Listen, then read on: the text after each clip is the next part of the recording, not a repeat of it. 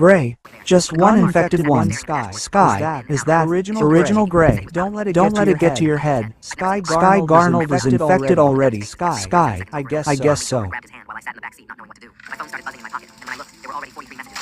Screenshots from news articles were spreading through our group chats with headlines about the shooting at our school. Some kids from my class were calling me a hero for breaking the window, but others were already posting that I caused a panic for no reason. One message from a number I didn't recognize said I should have just listened to the teacher like everyone else. Peter texted me that people were arguing about whether I saved everyone or just made things worse by breaking the rules. Mom's phone dinged with an email notification, and she showed us the message from Principal Pennington to all parents. He called it an unfortunate incident and said the school had followed all standard protocols during the emergency. There wasn't a single word about Ms. Gilman ignoring the alert or keeping us locked in the room. He announced school would be closed for the rest of the week to review safety procedures and assess the building. Our class group chat was going crazy with everyone taking sides about what happened. Half the kids were defending Ms. Gilman, saying she was just doing her job and following the rules she'd always had. The other half couldn't believe she'd ignored an act.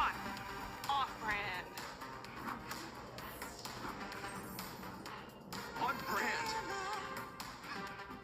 Hi, my name is Sabelli. I live in Bradenton, Florida, and I am a NICU nurse.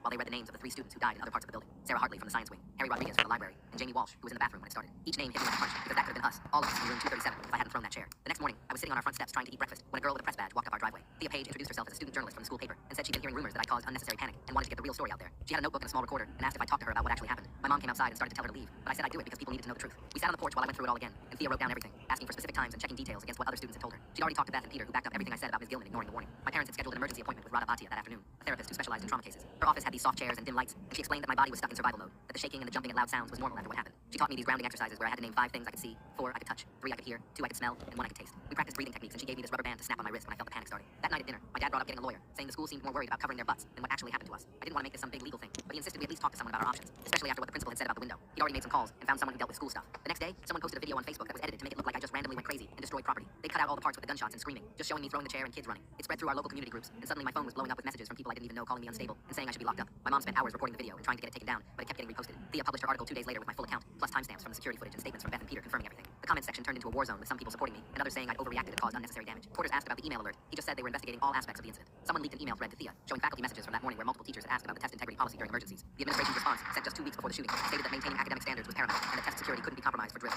3 days later, my mom showed me her phone where Ms. Gilman's union had posted this long statement about how she was just following the rules the school gave her, and the whole thing was too confusing for anyone to make good choices. They actually called her a victim too, which made me want to punch something because she saw that email and chose to ignore it while we could have died. Thea texted me that night saying someone who wouldn't give their name told her our school had covered up another incident 2 years ago where a teacher were ignored, a fire alarm during state testing, and 3 kids got smoke inhalation. The source said the teacher got transferred quietly and parents were paid off to keep quiet, but nobody would go on record because they all signed agreements. The school board announced an emergency meeting for Thursday night and said they'd stream it online for anyone who wanted to watch. And my dad helped me write down exactly what I wanted to say during public comment, even though my hands were shaking, just thinking about talking in front of people.